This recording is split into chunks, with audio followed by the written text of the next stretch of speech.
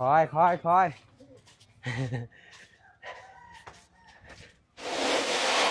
นี่ งามเนาะ โอ้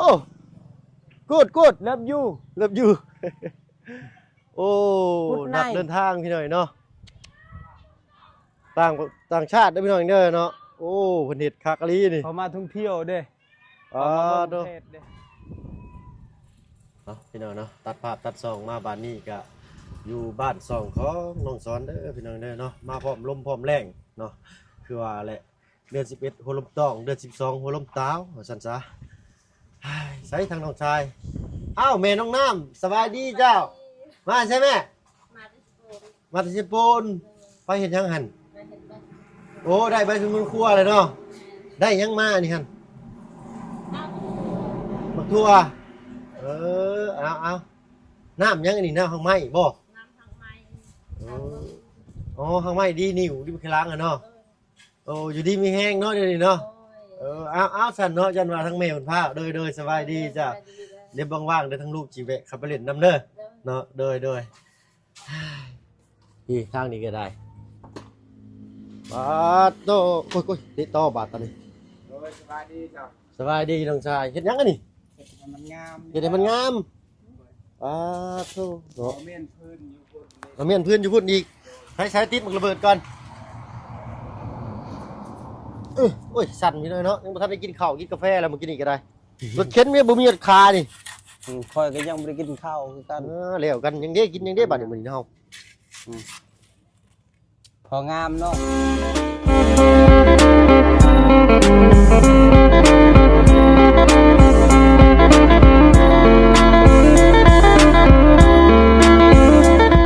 จักอีหยัง ก่อนอื่นเด้อพี่น้องเด้อเนาะก่อนอื่นก็กราบ โด ทัก ย ทาย สบายดีเด้อ เนาะกราบทักทายสบายดีผู้ใหญ่ใจดีและ FC เบิร์ดทุกท่านที่เข้ามาหามาชมช่อง YouTube บ่เพิ่งเคยล่าอีกคือ โด เก่าย เจ้า เนาะมื้อนี้แวะเวียนเข้ามาเล่นมาแอนนำทั้งน้องซ้อนเพิ่นพี่หน่อยเนาะค่อยๆกล้องสิลงเนาะกล้องสิลงเนาะ เพิ่นตอกลงจำดินบ่เอ้าสิยู่ไปใช้นี่ฮะ ทอกทางล่างห้องน้ ล้างห้องน้ำ ำโดย จัดการอุ้ยบ่ได้อยู่บ่ได้เช่ามักสะอาดอันนี้ได้พี่หน่อยเนาะโอ้แป้นเติดเราเห็ดบาทนี่ว้าวโตเนาะเอ้าทางเบาบุญเพิ่นไปใช้มื้อนี่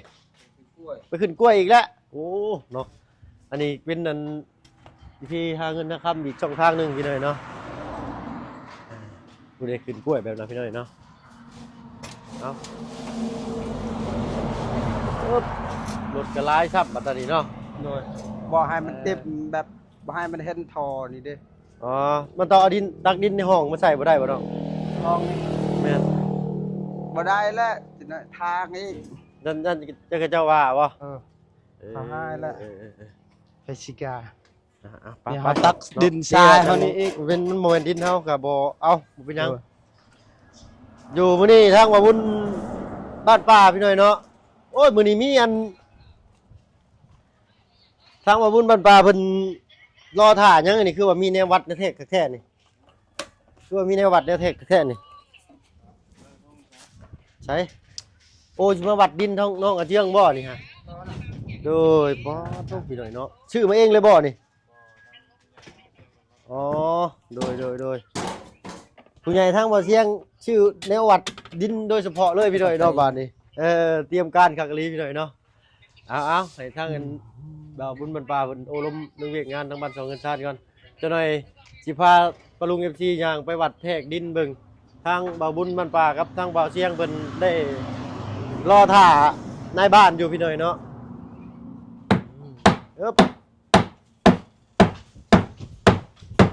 สบายดีตุ๊พ่อกินข้าวกับยังมื้อนี่มีกัวโอ้มีกัวคืออันมีอะไรพี่หน่อยเนาะมีกัวต้องสะอาดคักบ้านหยังบาดเลยจัวเจ๊เลอะจัว เอาออกก็ได้น้องชอนเลยเอารถไปชวนเอาหินนี่ชวนเอาหินนี่มาใส่มันจีบเปียกนี่ปะยายสิซอยอันนั้นบ่บดไว้พื้นนะ โดยนี่ บ่โธ่คักกะลีนี่เนาะ โดย ไม้นี่ก็ตัดเอาบ่ไปเลย ไม่ตัวใด ไม้นี่ตัดมาเฮ็ดพื้นบ่ไปเลย บัดมันนั่นก็ บั เฮ็ ด ด มัน เฮา เอง เฮ็ดพื้นเฮา เฮ็ด นี่ พื้นโอ้ โดย แน่นอน พสิ แน่ ได้ นอน สบายเฮาเองเฮ็ด แม่นแล้วน้องไอ้เนาะเอาไปชันผู้คนเอาหินครับบัดนี้เดี๋ยวอ้ายสิตักซอยหน่อยเนาะอากาศก็ลมมาบ่อยๆเนาะน้องซ้อนคอยสาวน้อยอยู่ริมทาง มีแนวสิลุกเนาะจอย มีเนี่ยสิตลกพี่หน่อยเนาะเอ้ยเดี๋ยวกันก็หยอกน้องเพิ่นพี่หน่อยเนาะแย่ดิเสียเอาแต่ทางหน้ามันนี่แหละบ่มันเนินนะมันสลบลงเลยก็ได้ โดย เออ จับแน่ มาอาสิจับไปมา โดย เจ้าสิปรับบักชิปนะอยู่บ่ ปั๊บ ปรับบ้างเนาะ โดย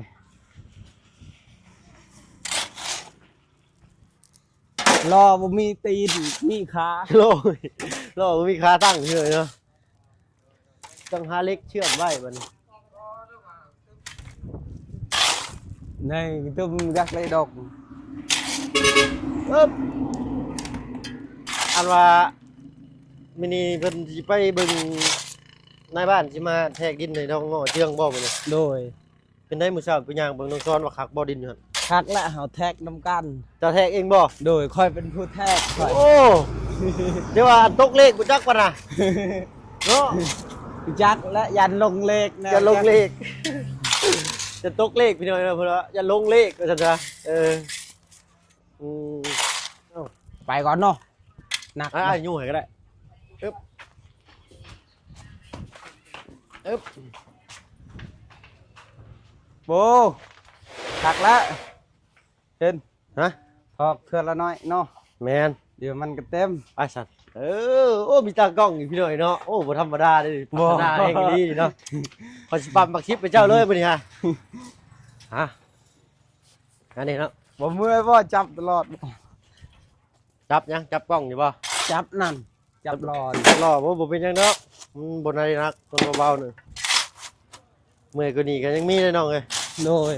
อันนี้บ่เมื่อยดอกอึ๊บ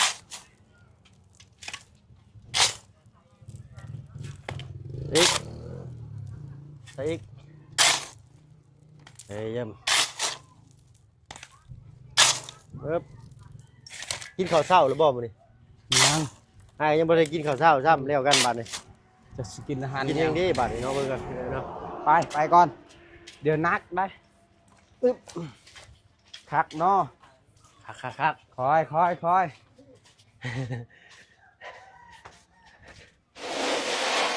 นี่ งามเนาะ เฮ้บ รอ โอ้ตะกี้อายุหลุดอยู่ล้อนี่2ล้อต่อ500กีบอยู่ดินขึ้นนะอยู่น้ำลุงตะกี้อยู่บ้านน้องซอนเลย โดย อยู่มื้อหนึงนี่ได้8-9ล้อนี่ก็ดีใจแล้ว เฮาก่อสร้างกว่านี้แหละ ฮะ ตะกี้หันเฮ็ดก่อสร้าง ก็สร้างบ่ โดย อ๋ออยู่เฮือนนั่นพ่อบ้านนี่บ่ โดย อืม โอ้ยเฮ็ดคู่มือเลย จนอยากโชมเฮา มันจากโซม โดย โอ้ยว่าสิพาน้องมันสอนไปอันอึบเป็นยังกันนะน้องช้อนจับก่อนจับนี่ก่อนจับรถก่อนดิโอ้เป็นยังกันนะโอ้โธ่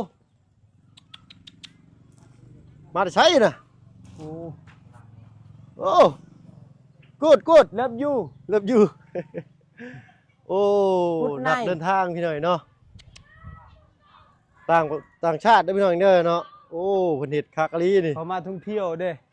อ๋อ เขามา โด เบิ่งประเทศเด้ อ๋อตัวชาวบ้านแตกเซลพี่หน่อยเนาะ โดย เรามีแผงโซล่าร์เซลล์อยู่ในรถเราพร้อมได้น้องชอน โดย เมื่อกี้นี่นะ กูทางแผ่นมาสลาเซลครบมา เห็นมันเป็นเซลล์โอ้ยเอ้าบ่เพิ่มเอาอีกจ้ะไอ้พังบ่เข้าใจกี่ดีนั่น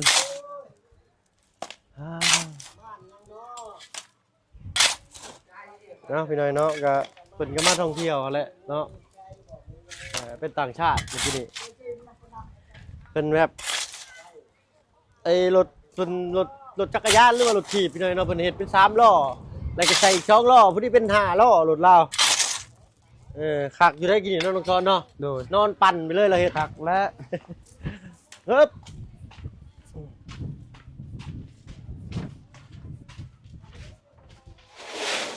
นี่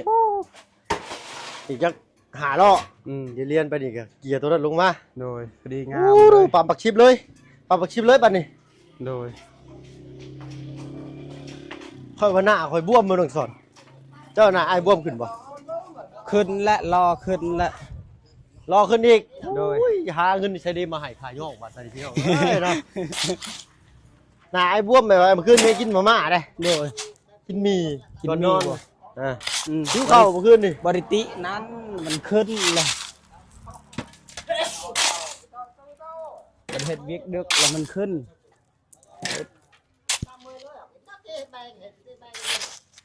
บ่าวเจียงอยู่เพื่อนบ่เนาะ ยันอยู่เฮือนแล้ว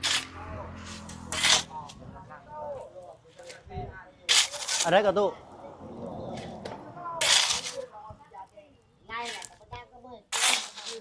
เยี่ยมเขาว่าเขาป้าไว้นี่ก็เกียนลุงนี่ชวนเอาดีกว่าพี่น้อยเนาะไปใส่หลังบ้านไว้ดีกว่าแต่ว่าเป็นดินในห้องนั่นมันบ่จะกล้าขุดเอาปานใดเพราะว่ายันเพิ่นว่าให้น้องจอน โดย บ่แม่นดินเฮา มันดินเฮาว่ะบอกว่าแล้ว เหมือนของเฮาบ่อยากต้อง โดย นี่แหละจะบ่ไปต้องมันไป โดย ฮึบน้องช้อนนี่เล่นเองถ่ายเอง น้องช้อนเล่นเองจับกล้องเองนักเลงโพจ้ะฮึบ อีกรอนึงพอดีเนาะ อีช่อง ช่องบ่ แน่นอัดแน่นเลยเฮาต้องให้มันแน่นๆเด้ โดย ตัวหลุดพอดนี่เนาะนี่ฮึบจักตัดหญ้าเจ้ายังตัดได้บ่ ตัดได้ ไปบ่ไปตัดหญ้าน่ะมา ตัดดีใช่ อยู่บ้านน้องต้นกล้านี่ ไป ไปตัดให้อ้ายหน่อยเด้อ โดย เจ้าสิเอาขาแห้งเท่าไร บ่เอาตัดซอย ตัดซอย โดย จักตัดหญ้าเจ้าได้ โดย เดี๋ยวอ้ายสิซื้อน้ำมันให้เด้อ โดยบ่เป็นหยัง ไปซอยกันเฮาเนาะ โดยสอยกัน เบิ่งอ้ายสิครับไปเบิ่งอีกว่ามันพอตัดได้บ่หรือว่ามันเป่าแป้นแล้วเพราะว่าทางพี่เพิ่นสิให้ทางนายบ้านหรือว่าหน่วยกลุ่มมันมาเช่นที่แบ่งที่ดินกันเลยเนาะหรือว่าแลกเปลี่ยนนั่นแหละนะเอาก็นี่แหละได้ปรึกษาอาศัยทางน้องซ้อนเพิ่นนี่แหละพี่น้อยเนาะ อยู่บ้านใด อยู่บ้านยังก็เลยบ้านอะไรน้อยเด้น้อง เออบ้านอะไรน้อย เลยบ้านอะไรน้อยไปหน่อยหนึ่งนี่เลยป่ายางไปนะ บ้านแกงไข่ ด้วยบ้านแกงไข่ โดย อันแหละพี่น้อยเนาะเอาเบิ่งไปน้องกันอีกทีหนึงพี่น้อยเนาะ โดย ถ้าบ่เบิ่งก็ยังให้คำตอบบ่ได้เนาะว่าสิพาน้องเพิ่นไปหรือบ่ โดย จันน้องเพิ่นพาเวียกใครยังกะสิบ่สอนน้องเพิ่น บ่มื้อนี้พักผ่อน มื้อนี้พักผ่อนบ่ ทักเสื้อทักส้มมื้อนี้ มื้อหน้าจังไปเนาะ โดย มื้อหน้ามื้อไหนก่อนพี่น้อยเนาะเดี๋ยวทางบ่เพิ่งจะจัดที่เคลียร์ทางให้คักๆก่อนเนาะมั่นใจจัก 90%จังสิพาน้องสอนเพิ่นไปตัดขูดเอาหินมาดิเนาะ โดย เขาสิได้แต่หินนี่แหละ ยำมาพี่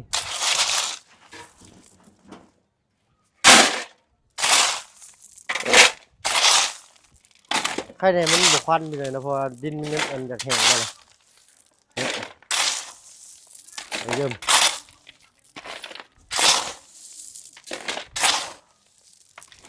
เย็นบ่ต้องฟ้าวแล้วมันสิเมื่อย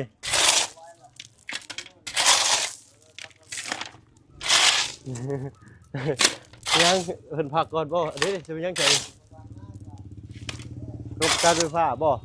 หรือว่า นี่เขาติดป้ายนี่พลเมือง เก็บพลเมือง โอ้ มาฮอดทางเขตเจโปนเลยเนาะ โดย เพิ่นเก็บบ่เพิ่นเก็บเงินบ่น้อง บ่บ่ได้เก็บพลเมืองเด้ อ๋อ มันถึงติดแล้วเอาใบครอบครัว อ่า เพื่อนเจ้าจักคน อ่า เพื่อนนั่นเพื่อนนี่จักคน ไปฉันอึ๊บ ไป เข็นก็อยากเทเลยเด้อพี่น้อยเนาะปึ๊บปั๊บปึ๊ ปั๊บ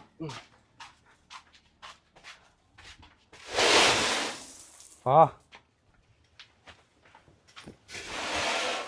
จะเข็นจะบ่น้องจอนนี่ ตัวได้ นี่แหละ โดย จะเข็นจะเองบ่ บ่แม่น ไว้ซะ ยืมเข็นเขา ยืนรถเข็นเพิ่น โดย โอเคเดี๋ยวจะไว้มาพี่หน่อยเนาะสะน้องสอนสะฮึบ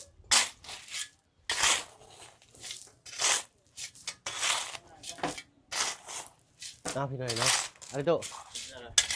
ยังน้อยหนึ่งเนาะมีชวดอันเดียวบ่อาจิสะซอย โดยอันเดียวนี่บ่เป็นหยัง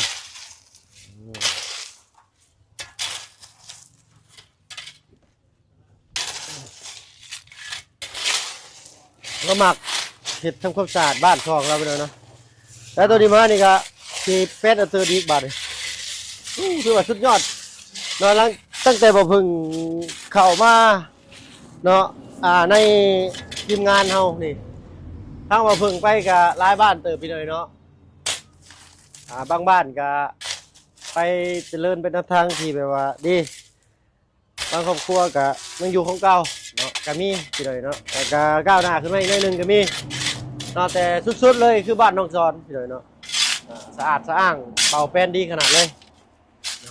ครับอีกอย่างหนึ่งก็ทางทีมงานก็เข้ามาหาน้องตลอดเนาะแล้วก็น้องเป็นวัยรุ่นเนาะสิเข้าใจเรียนรู้ได้ง่ายว่าซั่นซะเนาะถ้าว่าน้องคุณมีครอบมีครัวนี่ก็จักสิเป็นอีกแบบหนึงบ่หรือแนวใดก็รุ่นเบิ่งกันพี่หน่อยเนาะได้เนาะมีผู้สาวอันแชทมาหาแล้วบ่ บ่มีเขาบ่มัก เขาบ่มากเอ้ยแล้วกันพี่หน่อยเนาะ นาก็แล่ หน้ากันแหละโอ้ยบ่ได้อย่างหยังกับหน้าไอ้น้องเอ้ยอันน่ะมี FC เพิ่นว่าให้น้องซ้อนหับแอดเฟซแน่เพิ่นว่าเนาะ โดย หับเพิ่นแล้วบ่หับ FC แล้วบ่ จักละคอยบ่มีเน็ตคอยบ่ แต่ ได้ บ่มีเน็ต โดยคอยเลยบ่ได้เปิด แล้วกันเดี๋ยวจะว่าบ่มีเน็ตป่าตอนนี้มื้อน่ะเติมเบิดแล้วบ่มื้อน่ะเติมให้10,000เบิดเลย หมดช้ำมือแล้ว ตามมื้อเลยโอ้คือไวเถอะเนาะ โดยช้ำมือเด้10,000กำหนดมันหมดไวแล้วกำหนดมันแล้วฮอดมือมันสิหมดแล้ว มื้อสิเบิดก็หมดเด้อเนาะ โดย คือคนนี่แหละเนาะ โดย หักกันมาสำใดมื้อสิเบิดใจก็ไปอยู่ดีเนาะ โดย ขอคำคม1สเต็ปให้ป้าลุงเนี่ย ของผมแบบใดเอง จากแล้วเนาะเจ้ามีคำคมอยู่เลยคำคมมีแต่เขาบ่ฮัก เลยได้อีกบาทเลย เขาบ่ฮักต้องบ่จีบเขา โอ้ยเนาะซึ่งรีบาทตายข่อย เขาบ่ฮักก็บ่ต้องไปหาอีกเนาะ เหมือนเลยนะ เขาก็บ่ฮักไปอยู่ส่วนเฮาอีก น่ะพี่น้อยเนาะ กุย แฟนเติร์ดบาทนี่โอ้บ้านห่านโอ้ยเพียงกันต่อมมเนาะ งามเนาะ อ๋อเอาลึมื้อนี้ทางบ้านน้องกระเจืองเนาะรอถ่าทางในบ้านเพิ่นสิมาเว้าเรื่องที่ดินดอนตอนหญ้าวัดเทก มาแล้วนะ มาเลยบ่ กินนี่เด้ เมื่อกี้นี่บ่นะในบ้านบ่เมื่อกี้นี่ โดย โอ้น้องช้อนบ่เป็นคนวัดเทกนะ โดย โอ้ เป็นผู้ช่วยเต้ยเนาะ เป็นผู้ช่วยในบ้านเนี่ยมาธรรมดาตัวนี้ เอารอถ่าจักหน่อยพี่หน่อยเนาะทางบ่อเสียงรอถ่าทางบ่อเสียงกับในบ้านเพิ่นพี่หน่อยเนาะ โดย เด้อว่านนี่ก็ทางบ่าวเจืองเป็นคนกล้วยพี่หน่อยเนาะ โดย มันบ่ให้มันแห้งบ่นี่ มันแห้งเลยยังไม่ได้แห้งเชือกับ โอ้เสือมันนานยังบ่ทันแห้งคักเด้ทางบ่อเสียงก็มา กับ พี่ กั น้ ง อย เก่งนะ เอาเนาะรอถ่ายจักหน่อยสิได้เดี๋ยวไรเอามาเอิบเบิ่งได้เสาข้างนะฮันโอ้ยชี้กกเสาโปกมาแล้วนี่เนาะ เรื่องซ้อนแล้วก็ได้เนาะพี่หน่อยเนาะมาเล่นมาแอนน้ำนองซ้อนโอ้คือใหม่เท่ๆนี่เนาะไปล้างมาได้นี่เนาะ เขาล่างมา พอดีฝนหยุดตกเลย โดย เนาะเราบอกกล้าจอดไปด้นไหนจนน้องซ้อนเราสิหลักเอารถไปล้างอีกเนาะไปได้น้ำมาอะไรกอกน้ำนู่นกอกของพี่ มาแล้วน้ำมันบ่มา อ๋อเมื่อวานนี่น้ำมันดับที่หน่อยเนาะทางน้องซ้อนเอารถมาล้างให้เพราะว่า โดย เปิดน้ำได้ก็บ่มาเอ้าว่ะกอกเสียบ่เพิ่นว่ะทราบว่าน้ำบ่มา โดย เนาะคอยถ่ากันอีกจักหน่อยเนาะสำหรับคลิปนี้ทางบ่เพิ่งและน้องซ้อนก็สิได้ขอตัวลา ลงแล้วพี่น้อยเนาะ โดยสบายดีเด้อ FC ทุกคนกับป้าลุงเด้อ โดย สบายดี โดยฝากยัง ฝากกดไลค์กด Subscribe แน่ ช่อง ส่องเบาเคยล่ะ เนาะเอ้ามาน้องชาย โดย คักๆเนาะปรับคลิปเลยนะ โด นี่ ย เอาแข่งดินดอนตอนหยาแล้วจังสิได้พากันไปหากินข้าวกินน้ำพี่น้อยเนาะเพิ่นก่อนน่ะสิได้หยังกินโอ้ดูทางนี้ก็พ่อเพิ่นพี่น้อยเนาะบ่ได้อยู่บ่ได้เศร้าเนาะอืมนี่แหละพี่น้อยเนาะเพิ่นอันแม่น้องน้ำนี่เป็นน้องของอันทั้งตู้พ่อเพิ่นเนาะทั้งตู้พ่อของน้องซ้อนเด้อพี่น้องเด้อเนาะ